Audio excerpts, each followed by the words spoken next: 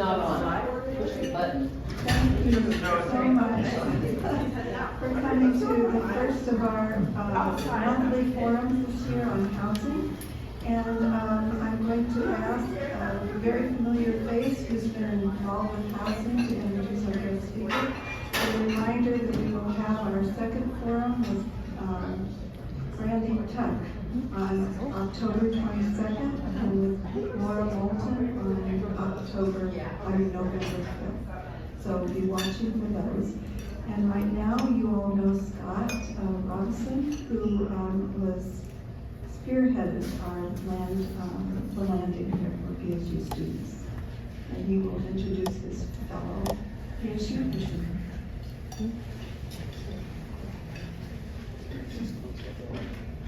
Hello, as Diana said, I'm Scott Robinson, a member of the church here.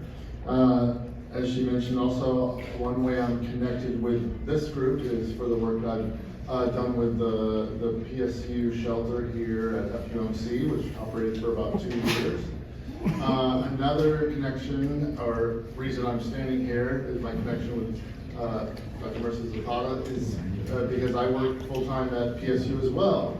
So a couple of ways that I have the pleasure of introducing our guest speaker today. Dr. Marisa Zapata is an associate professor of land use planning at the university. Dr. Zapata is also the director of PSU's Homelessness Research and Action Collaborative, big title for a center on campus at PSU.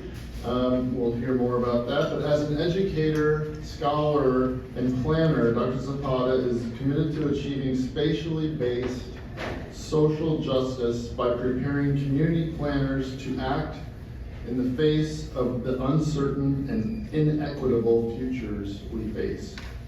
She believes how we use land reflects our social and cultural values. Dr. Zapata received her PhD in regional planning and her master's in urban planning, both from the University of Illinois Urbana-Champaign, and her bachelor's in anthropology from Rice University. Please join me in giving Dr. Zapata a warm welcome.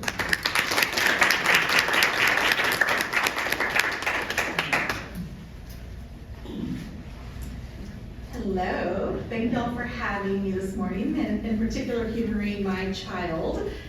He has been absconding in a great way to go have a wonderful play date. I promised him cookies because I was banking on the fact that there's enough stereotypes across churches that there would in fact be cookies here.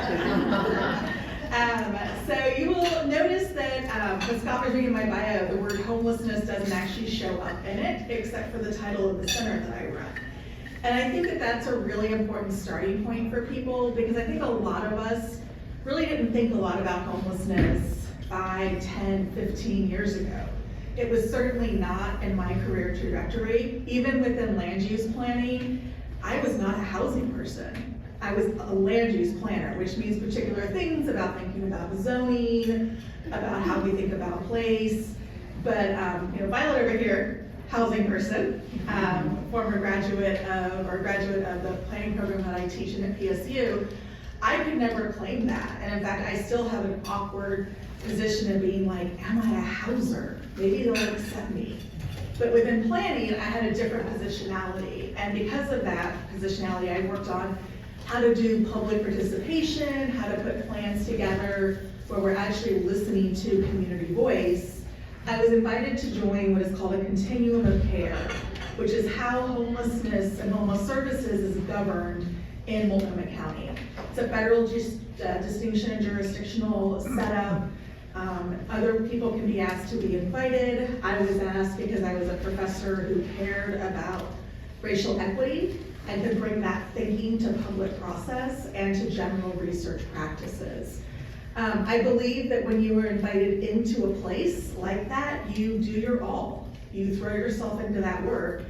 And 10 years later, here I am running a center that we co-founded at PSU 5 years ago on homelessness.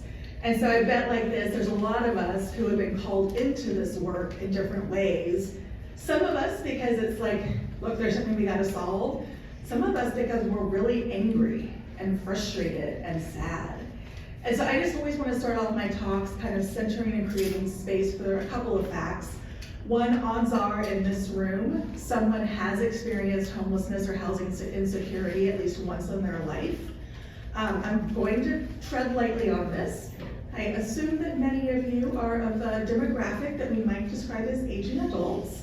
And we know that that is our fastest growing population experiencing homelessness for the first time. And that first time component is critical because historically, older adults or aging adults would be experiencing homelessness for the second or third time. And so what we're seeing for the first time, and it goes beyond just the fact that it's the boomer generation and y'all are just larger than Gen X. I won't get into the sad feelings Gen X has about every other generation, but that y'all have a greater population, but there are structural factors happening now that were not happening to previous generations, particularly around the housing cost and the longevity of life that also goes along with an increasing set of disabilities. And we're seeing people lose their housing. And it is terrifying to see people who are my parents' age becoming houseless for the first time, knowing that we could have prevented that. And so we know that there are people in this room who have experienced this or will experience it shortly, and it's very hard sometimes to hear people give talks because it can feel very abstracted, especially when I get into data and numbers. So I just want to make sure that we center that first and foremost. I also want to make sure that we can be comfortable with the fact that we all have a lot of emotion about this topic. And we all also have work to do. When I moved to Portland, I was like, yeah, I totally accepted that substance use is a disease. I don't have any judgments against people with substance use disorder. And would walk around my neighborhood and see people who are clearly in the throes of serious substance use disorder, inability to have management over that. And I would find this voice saying, well, why can't you just get it together? And I was like, wait a second, I don't actually think that. But that voice was still there. And so we have these voices that can make us react in particular ways, even if we don't truly believe that. We're seeing a lot of social disorder, and that is scary, and it is uncomfortable, and it is different. And so I try to encourage all of us to humanize that response and to accept it, and then to try to dig deeper and say, where is this coming from? And what can I do about it? Which leads to the other emotional response. As individuals, there's not a lot that we can do. And y'all have done a lot as a congregation, right? You have done a really great set of services, and you still know that it's not enough. And that is really hard to sit with. It's also true. And so every time we show up and do a little bit more, I feel like we have to find joy in that and power in that. I also wanted to share that I'm coming in a little hot this morning on this topic because between the time I talked to Diana like a week ago and now, I was appointed to the mayor's downtown task force's subcommittee on homelessness and housing. I thought I was invited to give a talk. I showed up on Friday and they're like, thanks for joining the committee and giving a talk. And I'm like, okay, sure. And it turns out many of us found out Friday and Thursday we had been appointed as well. So that's interesting. But in terms of balancing my own energy and recognizing where I was at emotionally, and mostly just wanting to yell at people, I had actually stepped back from a lot of public activity to say, you know what, I need to do a different set of things. The politics have changed. Where is my best space of influence? And suddenly I'm like at the table with like Chair Vega Peterson, Commissioner Dan Ryan, 3 other electeds, some people I don't trust at all, and I'm like, oh, it's gonna be a rocky day. And yeah, because that is the emotion so much as us are carrying. So 2 days later, I'm like, okay, I can be calm and focused. But if I seem like I'm a little animated if you ask the question, that is where it's coming from. It is not frustration at your question. It's kind of frustration in this endless space that we're in, where a lot of us feel like we're banging our heads against the wall on key points. So So I just want to create space for that as well. Before I go any further, that was like the longest introduction I've ever given in my life. I would like to actually start with just some questions that y'all have. What's on your minds? What are you thinking about? So I can make sure I'm talking about those points rather than my favorite talking points. I mean, I'll still talk about my favorite talking points, but yes, in back. Statistics. They kind of are all over the place for me anyway. How many people are really homeless in the metro or Multnomah County? And then what you said, that statistic, how many are in danger of becoming homeless? Great question. And if you can bring it to the point at the end of what you recommend for us to do, where do we go from here? If I expand on that a little bit, the balance between banging your head against power centers that are not organized or responsive or very leader-like, balance against that energy and practical, what can we do depending on how to choose a population? Because when we went into the family shelter, we debated a long time over what population would we be best suited with. So that would be helpful. Yes. Yes. I want to follow on his statement with statistics. I'm curious to know about the children who go out of foster care and how many of them end up in your homeless population? All right, other things that are coming to mind. Yes. Well, when I worked for self-sufficiency in the Department of Human Services, I often had families that were doubling up. 2 families in a garage, 3 families in a house. So they weren't homeless, but they were certainly underhoused. Yep. So how's that question going to be addressed, Jen? And just the term of houselessness, a lot of people have a stereotype, people come to Portland because we have such good services. Favorite stereotype. And you know, I mean, most people, it's their home, but they've lived there all their life. Yeah. But you can let us know. Are you seeing some places in our community where some great stuff is happening on this front? Because the media doesn't do a great job of zeroing in on that. It's a kind way of saying it. Yeah, I think the same thing on that lines. I mean, you hear about every day the dysfunction of governmental institutions to deal with these problems, and it seems like a never-ending stream of dysfunction. It's actually one of the major reasons why I don't live in the city of Portland, because of that. That's the one thing you could do is stay here. That's exactly right. But where are there points of function? Like, what is going Right. well, and how could we learn from that and expand from that? Okay, I think I'm gonna start there, because now we're getting more hands. And this is like the one pro tip I got before this, is y'all are super excited. Yeah. And to round up some questions and start, and then we'll come back to more questions. I actually want to start on the center dysfunction, because this is the other thing that had me hot. This morning, I don't know if you saw any of the press releases, there was another series of press announcements about how terrible the Joint Office of Homeless Services is. They hired a consultant. We can talk about, oh, that was also the reminder. We have time at the end, I can turn off the recording and I will answer your questions that I would not want broadcasted on the internet. Quite happily. You know, it was another set of scathing things of everything that's going wrong. What is really breaking my heart, and one of the things that you can do, is to actually reach out to a Joint Office of Homeless Services employee and say thank you. Because that is, I think about the Bright Points, that staff is so committed. And they take an endless beating in the paper. For years, they are described as doing nothing, about not getting their jobs done, about being chaotic. Some of the stuff that's listed is true, right? But it's not their fault. And they have never had an elected official stand up for them in the press.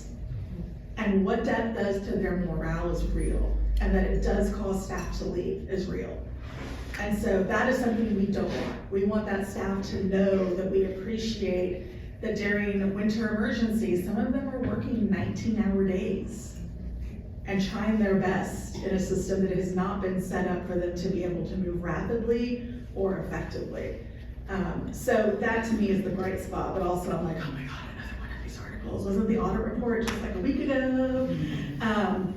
So yeah, and the media is hard. I think the media is hard, and trying to get the messages out of what is good and working is tough. All right, so let's start with some statistics. The reason it seems confusing is because it is, right? And I always like to remind people that no government system that serves poor people has been invested in well, and our data are bad because of that, right? So why are we gonna invest a lot of money in unemployment? Oh wait, because a huge pandemic might happen and suddenly everyone needs unemployment. And now we're all really angry that the unemployment agencies can't actually get out checks on time, right? Again, when we suddenly decide to pay attention to an underinvested system, it's very frustrating and annoying because all of these things become very evident. So one is the definition of homelessness. According to the US Department of Housing and Urban Development, at the federal level, the definition of homelessness includes people who are living in emergency shelter, a housing type that is called transitional housing, which basically means nothing helpful, and people who are living unsheltered, including cars, RVs, sleeping in tents, and here's my favorite one, motels that are not otherwise paid for by a social service agency and which is being used as a series of nights of tenure, right? So all of these minute confusing definitions are about qualifying for federal services. They are not really about helping us understand the issue, how to solve a problem. They are fundamentally qualification characteristics to say you get money from this system and not this source of funding. You get money over here and you get money over here. It does not include a doubled up population, right? So the population of people who are living in garages, sheds. I mean, technically a garage or shed should count as unsheltered, but you're not gonna find those people during a street count. People who are in attics, people who are living unsafely doubled up, which means that people are housing people that violate leases in overcrowded situations. A lot of people find it very hard to say no to a family with kids and saying, let's cram them in and avoid shelters that we know can be problematic. The US Department of Education does include doubled up as a definition. It is the best data that we have about doubled up. Of course, it only includes youth K through 12, some preschools depending on the status and rank of the status of the preschool, and their families. So that is the only way that we can actually get that count and close to an estimate. There has been some recent work to actually try to estimate a doubled up population using the census data. And you know, we think it's decent, but for me, that's a huge plus or minus, right? It's, you know, it's a plus. And so right now, the doubled up population count that we got was 3,000 for this year's point in time count. I mean, I think that could easily be doubled or tripled, right? We just don't know. We also have the challenge that people come in and out of any of these situations, right? And we're not gonna know for sure. So this is where I do think me being a land use planner becomes very helpful. When I'm thinking about how do we provide housing for a place, I'm thinking on a very high level. So we know that in the Portland metro area, we are tens of thousands of units short of housing, period.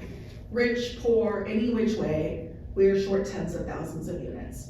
We know we are short tens of thousands of units for people who are in different income brackets, particularly 0 to 30% of median household income, meaning that you earn 30% or less of the median income of the region, and 30 to 60%, which is where we tend to find people who are homeless most often. We know we need tens of thousands of units there too. So when I start looking at some of these numbers from a land use planning perspective, they're quite small, right? And that isn't to undervalue the fact that any one person experiencing homelessness is a tragedy. It's to say, if I'm thinking about public policy and how much money and how many housing units I have, in some cases, the population that is unsheltered, for instance, is a rounding error in those data sets. So I'm like, okay, so sure, maybe it's 3,000, maybe it's 6,000. It actually doesn't matter when I look at the entire set of housing units that I need. And so that is how I try to take these data and think about them. Are we seeing trends that dramatically change what we need to do?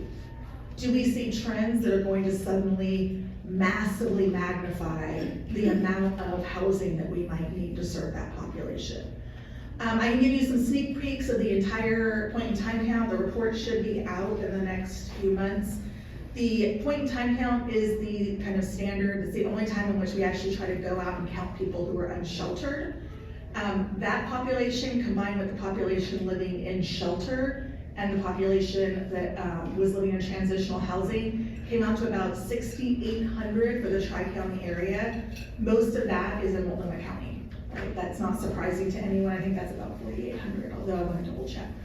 So if you want to kind of be a stickler for like, this is what the data tells us, that would come in there. I remember correctly, our doubled up, I think we get to about 12,000 if we look at the entire doubled up population. So that gives us a starting point. At that point, I'm like, okay, when does it, if we got up to even 20, is that changing the overall massive cost to develop and provide housing? No, it really doesn't. We did a study on this in 2017 and we played with some different numbers. We're looking at a multi-billion-dollar investment that is needed to actually address this. Many voters, many of y'all in this room probably supported the Supportive Housing Services measure and the various housing bonds. Those are our best bet for making a dent in the ranges of $2 to $6 billion, and they won't be enough. And so when people start to be like, these statistics are complicated and confusing, I'm like, yes. And as a researcher, I don't want to spend a ton of time getting better ones, because we know that the gap between what we have and what we need is massive. And so if it's massive, let's just get some more units going, right? Focusing on whether it's plus or minus 1,000 people, is it going to actually help us that much? But the statistics are confusing because of this. So our data on the doubled up population is restricted to schools and is, as best as we can, the estimate coming from the census. There are other metrics that people can use from SNAP, which is food stamps eligibility. There is some stuff that comes from Medicare or Medicaid. But again, the kind of gold standards have been the point in time count because it's the only time we actually go out, particularly for unsheltered, where we go out. There's a new data source that's coming online, something called Built for Zero. And that's where the counties are going out and recurringly talking to people, and they've always been talking to people, but actually tracking those conversations to get a better sense of who is unsheltered and qualifies for funding for SHS. So again, you always have to read, like, what is the purpose of this count? Is it actually getting us to an overall number that's helpful? Housing insecurity, I have to look that one up. There's also a whole set of this, right? So if you look at like, the HUD has a definition of worst off households, and that's a metric for people who are most likely to become homeless. Then there is also just the standard median household income factors. If you subtract from those who already have voucher, it depends also, like, do you want to know everyone who's receiving aid already, or is it separate? You don't know this by chance, do you, Isla? Okay. I don't actually know what you do these days, but some people have these random facts like roaming around in their head. So I'll have to double check, but it's tens of thousands of people. They're on rent assistance, basically. They're on rent assistance where they need rent assistance and cannot acquire it. So any household that is zero, I would say any household that is in the Multnomah County area that is living with 0 to 60 median household income and does not have assistance is at risk of homelessness. I think that's a very simple metric to me. And I can send you a slide deck that I put together for Friday that has some of the maps for some of this data. Portland is in the top 4, is number 4 in the nation for homelessness per 1,000 people in their community. Our share of unsheltered is even higher. Now the share of unsheltered I always want to put with a grain of salt. Part of why the West Coast has a much higher unsheltered rate than the East Coast is because we decided not to make massive investments in shelter. Because when you make massive investments of shelter, you still do not solve homelessness. So So it was not about being cruel and saying we don't want people to be sheltered. It was looking at New York City still has a massive amount of people in shelter, and shelters are incredibly hard to run and to do them with dignity. They're supposed to be a short stay. And when they become multi-month stays, it's very, very hard to run them. Yes? So then when does somebody not become homeless? So going back to your example of New York City, I mean, if you were to qualify what could have been considered houseless or homeless in New York City at the earliest part of the 20th century in the Lower East Side, you had, 27 people living in, 500 square feet. I mean, you had that kind of like doubling up. So what qualifies as having permanent shelter? Is it one person in 250 square feet of space? Like what actually qualifies? So housing, so this is I think an important thing, because there is housing and there is shelter. And we have a lot of alternative shelter models coming online that people want to tell themselves is housing, but it's not. So a housing unit has to be fixed in place, right? So, actually the city got rid of that. So now it can be on wheels, but it has to have its own bathroom and kitchen accessibility. The kitchen definition gets a little tricky. So, it kind of comes down to you want to count a hot plate as a kitchen, and a small refrigerator in order to be able to make that count, which is what you'll see with some of the single residency occupancy units. But it is a ratio between numbers of bedrooms, people, square footage, and then the actual plumbing. Yes? Is the issue that we don't have enough units available, or that we don't have enough affordable units available? But we don't have enough. What's the split? Right now in the city of Portland, nobody who is making 0 to 30% median household income can afford to live in the city, period. You are blocked out of every single neighborhood based on income, even if there is availability. 30 to 60% median household income for a 2-bedroom, 3-person family. There are a few neighborhoods on the outer edges of the city that you could afford to live in, but that's it. A Black family at average income cannot afford to live any place in the city. So the city is effectively blocked out for 0 to 30%. But what you're saying still is pricey. Yeah, so the actual unit availability, I have to double check. One of the challenges with unit availability counts is that they're estimates. Yeah. Right, the renter registry that the city runs is not open to the public. We do know that we have a lot of units that are with Airbnbs, right? So people who are leasing them. We do know that people are just keeping property offline right now at those price points, right? And so the number of units I hear vary quite a bit. There is not sufficient units. I don't know, I can send you BPS's presentation because they got into this a little more. But I think it's like any given month, we're still thousands of units short. I'm just wondering if we were able to move the people who are houseless into units that already exist and supplement the price of that somehow, how many people would be left on the street still? Thousands. That is nothing to do with like the monthly amount, it's thousands. And is it like 3,000 or is it like 97,000? Because there's a big difference. We don't have 97,000 people who are houseless. I mean, So, yeah. So I had to look it up. I think that the point though is that is the goal, and this government is leaving units on the table. Right? So that's why you see things like the landlord incentive programs trying to get people to join and sign up as landlords, to actually be able to house people.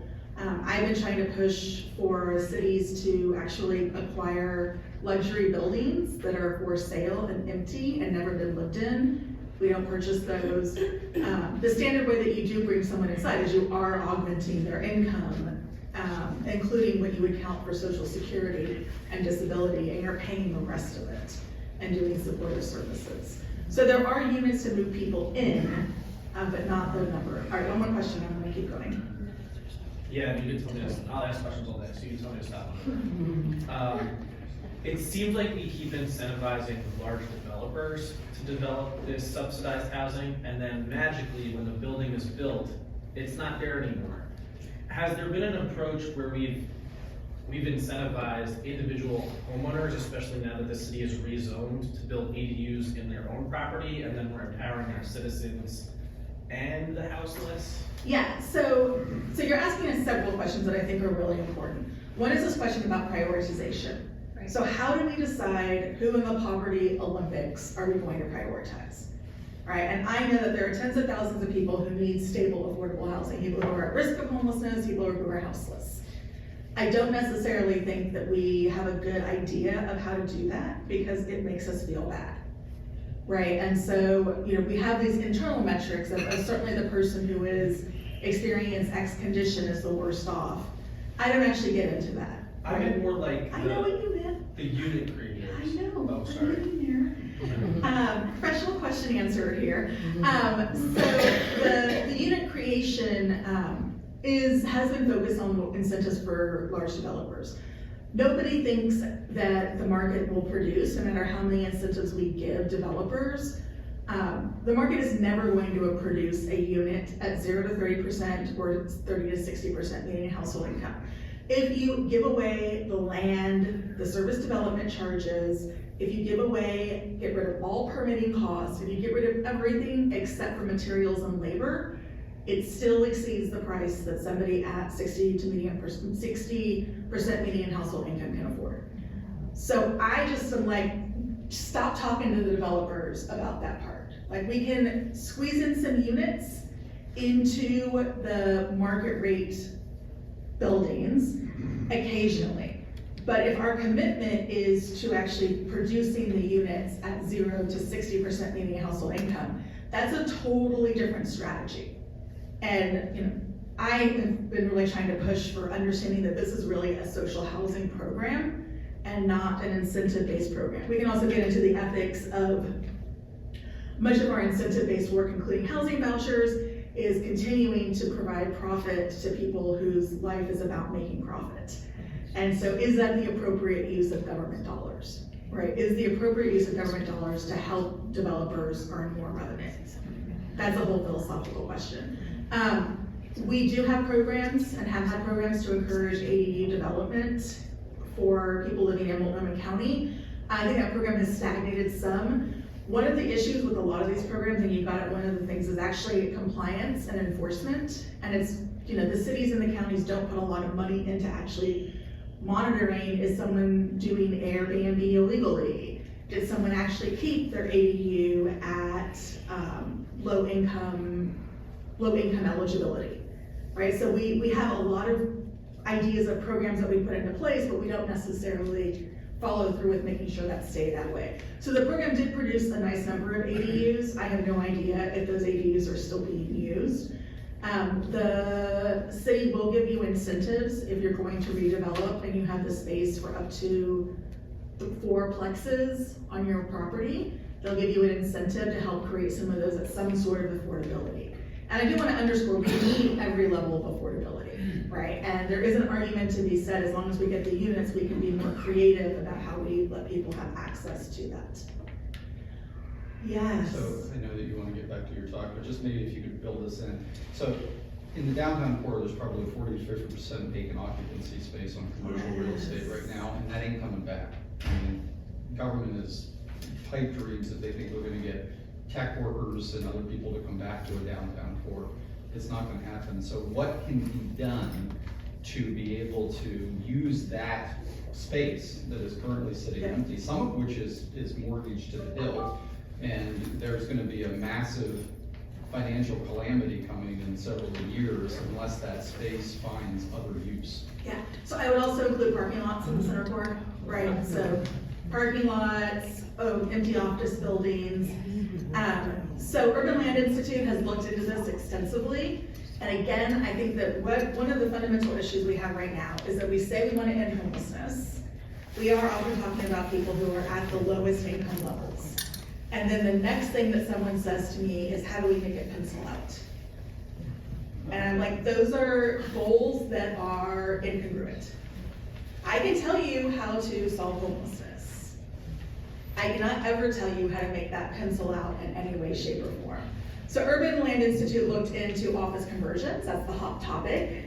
There's been a lot of really interesting work done on particularly if you are thinking about investment costs, what buildings are the better ones to try to retrofit? And if you wanna get into that, I'd ask, invite them to come. The New York Times had a really great comparison on office buildings that they looked into to try to convert. And it's actually the pre-war buildings that are the best ones to convert because everyone had offices with windows. I thought it would be the plumbing issues, right? Having to like redirect plumbing in all of the buildings, but actually the open concept office is the reason why it's so expensive. Also, all of the windows are sealed in, the HVAC system. So it's a lot more complicated on the newer buildings, which guess what Portland has. So we are more of a post-war architectural space.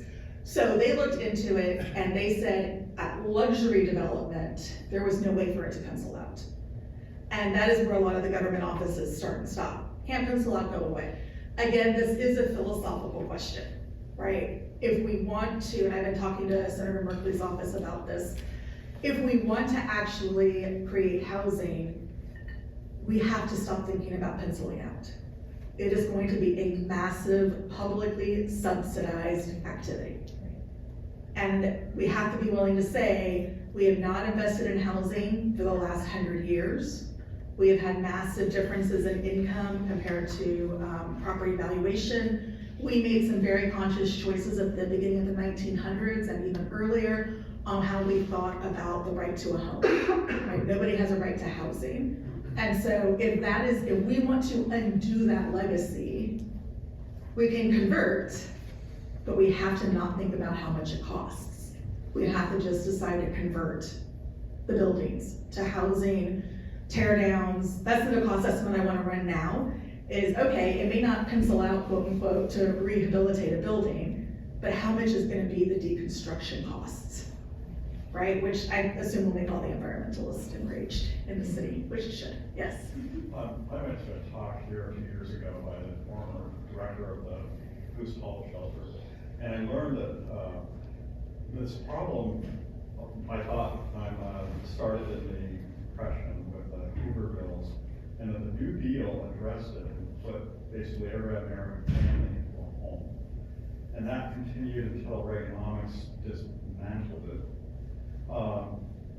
One question is that a stable situation? I mean, putting people in homes at the federal level? And the second question is, can we rewind the clock and get back to where we were before Reaganomics? Okay, so the people who have been stably housed in this country since the foundation of the country were white men and white cisgender hetero-presenting men who had wealth.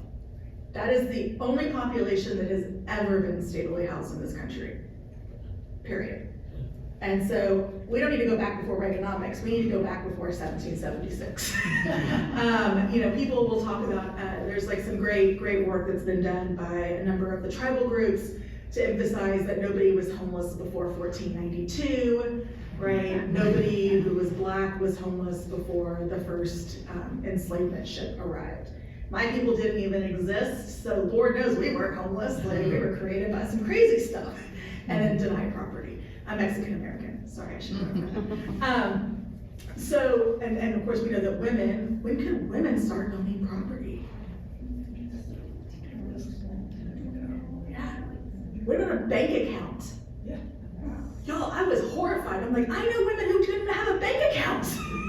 Right? Like still, and I think that's also what we forget, is that people who have dealt with some of the worst examples of oppression are still alive. So yeah, no, we gotta rewind way before Reaganomics. There was more investment in public housing in the early 1900s. And so we did see more people housed. When people talk about the downfall of public housing, and they're talking about how public housing is gross and terrible, and look at all the things we did, well, we quit maintaining it or providing support with it, right? A large building is not going to maintain itself. And so that becomes one of the issues. And then yes, in the 70s and 80s, we did see, similar with the United Kingdom in here, we did see massive rollbacks in social services. This included investment in housing, a pivot to vouchers as a programmatic component and goal, while also not addressing the fact that not everyone is going to be approved by a landlord for a wide variety of reasons, starting with race, class, gender, let alone convictions or other components on a record.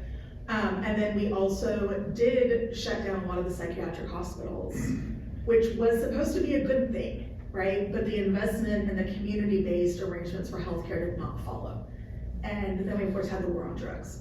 I obviously am not a number. You've asked too many questions, my friend. Is yours burning in your pocket? It actually fits in with what you're talking about. Okay, I'm gonna give you one try. But if you have, you can also tell me what you're talking about right now seems to be a massive component of the visible issue of houselessness in Portland, which I understand is not the full scope of what's happening, but clearly there are people who need as much investment in addiction services or drug treatment services and behavioral health services as there are people who just need houses. Yeah, okay, so Bill are doing a great job pivoting to all my talking points. Can you make sure I actually say the points that you wanted me to say, Diana, in case I missed them? So we do see an intersection, obviously, particularly with unsheltered homelessness and mental health care, physical disability, and substance use disorder. So when I ran the numbers specifically for downtown for the task force, the Central City on Friday, after we winnowed down the available population we could actually sample from, there was about 304 people who reported sleeping in the city core, and that would not include this area. It was east, they defined it as east of I-405. It was, and about 50% of them reported some kind of substance use disorder or mental health care need. I think there's some really, because this goes into the solution and some of the political debates that we see right now, I think there's some really important things to know about that situation. One is that a lot of us have mental health care that we're, needs that we are actually managing okay in housing. And when you lose your housing, you lose your ability to manage it. It's why the literature and the studies have been very consistent in demonstrating that when you help someone move into housing, that is their best opportunity to be able to manage their mental health care, right? No more. So you have to first and foremost understand that. It doesn't mean that everyone can actually move into housing right away. Some people do need to go to have intensive psychiatric treatment. But we do know that that is the best chance, in part because some people were fine or were doing okay and they lost their healthcare support, maybe even in housing, and now do not have that support. We also know that sleep psychosis is real and PTSD is real. Those are things that do happen. Trauma happens, sleep psychosis happens from being on the street. I like to remind people the first time, if you had kids, the first time you try to care for your newborn child for 6 weeks, I think that everyone has those scars in their soul forever. I mean, were you making the best decisions at the time? No, you're like, I kept this little thing alive. It's amazing, the baby's alive. There's a reason why they tell you not to shake the baby. Yes, You're not yes. to shake that. You have to remember, you have to be reminded not to shake the baby. And so, I think it's really understanding that there's also situations in which when people become housed, those issues resolve, right? And so when I say, of the sample, or the people you're seeing outside, 50% of them have a serious mental illness, or they're reporting a serious mental illness or a substance use disorder. That may be true. It may require less intensive intervention than we realize. And if implemented correctly, we know how to help people move from being unsheltered into housing with the right supports, which is key because we do have implementation issues with this permanent supportive housing, housing first model. And so one of my greatest fears right now is that we are going to make strides in moving people inside who have really important supports that they need and then fail them. And then the public is just gonna see people coming back outside and think that this approach was wrong as opposed to it being the implementation of the approach being wrong. And so, We know that those things are real. We also know that people acquire substance use disorders on the street. I know a few people who've been in those circumstances. You gotta stay up at night to stay safe. What helps you stay up at night? Meth. What helps you come down during the day? Drugs. What happens if you're cold? I mean, how many of y'all are like, yeah, I'll take that hot toddy in the winter, right? And so you're in a car and you're cold, right? So these things become very, very easily snowball, right? And the other thing is that, you know, a lot of us also, similar to mental health, might be a little bit heavier on the substance of alcohol than we want to admit. And suddenly we're outside and we're drinking even more. So again, this is just to say that yes, the point in time count data did indicate that upwards of 50% of people did report some kind of serious mental illness or serious substance use disorder. The other thing I would say is that, I forgot my point. The other thing I will say is that we do know that the drug situation has become even more acute. We know that the opioids are more intense, more addictive, and more dangerous. And so this is where we start to get these prioritization questions of, is somebody who has a serious fentanyl issue, is that someone we want to prioritize for housing, while we're also trying to help other people? Because that is taken on a whole other life. I will say that the thing that keeps me up at night is actually not the lack of housing, because I think that that's a solvable issue. It is the lack of mental health care workers. And so we do not have sufficient mental health care workers, clinicians in this region or in this state. This is a national issue. Oregon ranks one of the highest ones though, in terms of the lack of a practice. In particular, we also know that it becomes even more acute for people of color and communities of color. So one of the areas in healthcare that is incredibly important for people of color to really see a practitioner of color is that similar to them is in mental health care. Because you know, I've seen therapists who are like, what's your favorite kind of tortilla? Where do I get the best tortillas in the region? Are you sure that encounter was racist? Yeah, you know what like practitioners of color don't do is question whether my interpretation of an event is racist is true, or ask me where the best tortillas are to buy in the city. And that is just, I mean, I'm a white-skinned, classed person, right? Like I've got privilege and that's happening. And so that is actually what keeps me up at night, is that we don't have sufficient numbers of behavioral health care workers. And we have a very weak plan on how that is going to change, and it has been decades in the making. We have a massive need to recruit from out of state and to figure out how to bring people through these practices and then create the circumstances in which people keep wanting to work in these spaces. This is a tough job, and I think we have to be thinking radically about how to change workforce environment to help people stay for a long period of time. And that is not going to be currently done at the ratios of patients or program participants to staff members at this point, and the general chaos that is happening. So yeah, you have a question. We're just gonna do Q&A, because I'm like, yes? There were a few questions that you were asked I'd like to hear. The homeless was coming to Portland, I think New York Times and the fentanyl article.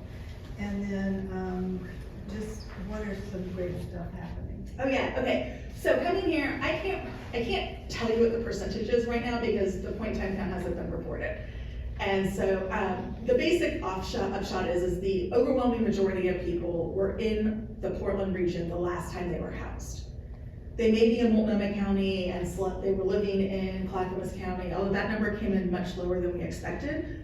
It is pretty consistent with studies elsewhere that people tend to stay near where they were living when they become unhoused, which becomes a particular issue for downtown, because if people are upset about the number of people experiencing homelessness downtown, then they should stop evicting them from the properties.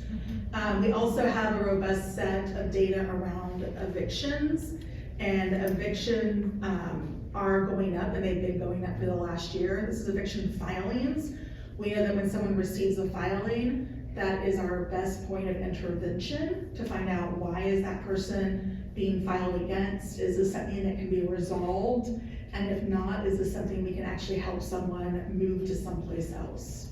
And not risk them going into particularly doubled up homelessness and be able to help them have housing stability.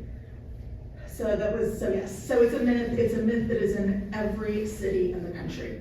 Every city thinks that they have something going on that makes people want to move to them. Which is especially hilarious, because some places here I'm at least like, yes, we have been more tolerant and supportive. So at least I'm like, I understand that. But like places that are like, we hate everyone whose houses go away, still believes that they have something that makes them a destination. It is a myth, but I can't remember the percentage exactly. It's a significant majority that are from here, yes. Are there any cities, localities throughout the United States that have really succeeded? I remember Utah, there was a period of time, but that hasn't continued, has it? Well, so again, I'm sorry, I was about to use an expression that I don't actually know is appropriate for church. I feel like my mom said it all the time growing up, so I feel like my mom's an Episcopalian, so I feel like it should be okay. But so Salt Lake City created a functional zero, which was considered solving veteran homelessness. And one of the things that was important with that was that Obama put a massive amount of money into solving veterans homelessness. And by solving, they have this like calculation of how many people can be houseless based on this, based on this, based on this. So you'll still see people. Their veteran rates have gone up some, as have ours, but by and large, what that program proved was that if you invest enough money and you have available housing stock, you can actually resolve homelessness. Houston is the place that's getting a lot of buzz right now. I think there's, again, some very important components of that that are different, namely that Houston is a comparatively very low rent city. So I'm from Texas, I know Houston's scene. You can get really cheap apartments there, and they have a higher vacancy rate for residential units. They did Housing First tiny homes there, huge project. Well, I don't remember if they did pods or homes. So this is one of the confusions that I think happens with these villages, is that a tiny home, if it's a true tiny home, will have a kitchen and a bathroom inside of it, right? In Portland, all we have is the tiny pods. And so I think that that's an important distinction that we need to spend some time with. Do we want villages of tiny homes? Right now, my concern is the city of Portland has set up a zoning code that allows us to create two classes of people who deserve apartments and single family homes and duplexes, and people who deserve tiny homes, RVs, and other kinds of housing units that most of us would want to live in. So I think that's an important distinction. I know Austin did a bunch of tiny pods. I don't know that, I'm not familiar with Houston's project, but the number one correlation and driver for homelessness is housing costs. And so if you see places that are saying they've reduced homelessness, the first question is, how much of your housing value escalated and how low is your residential vacancy rate? Because if they have not had rapid movement in housing costs that are now astronomical compared to income, and they do not have a higher vacancy rate, they're actually not a good model for us to compare to. Now, things that are going great, y'all, I mean, we are housing people. Like, people are going into housing, and there are like 3 million newsletters that never get covered by the papers that are out there saying how many units are being produced. The Metro bond and the city bond, the housing bonds, both are outperforming. They are bringing units online that they did not predict they would be able to. As annoying as it is to see that SHS, the Supportive Housing Services measure, is being underspent, there are tens of millions of dollars more in it. And so while I would like that money to be spent faster, that money is still gonna be there in 5 years, right? There are providers who are doing great stuff.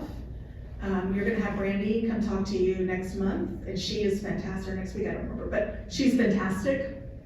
So I think unfortunately you have to look hard for the good things. a couple of newsletters I would say to sign up for if you wanna feel like, yes, the good stuff is happening. Here Together does a nice newsletter, they feature stories. Metro does a nice set of stuff that focuses on particularly on resident stories, so people who are transitioning from homelessness into housing. The Joint Office has a newsletter and a podcast, and then Welcome Home also has a nice newsletter. It's very hard to find because it doesn't give us clicks, and it doesn't give the papers clicks, and it doesn't contain this narrative of the sky is falling. All right, we have 5 minutes left if you want to turn off the recording and ask me spicy questions. I do want to give the floor first to people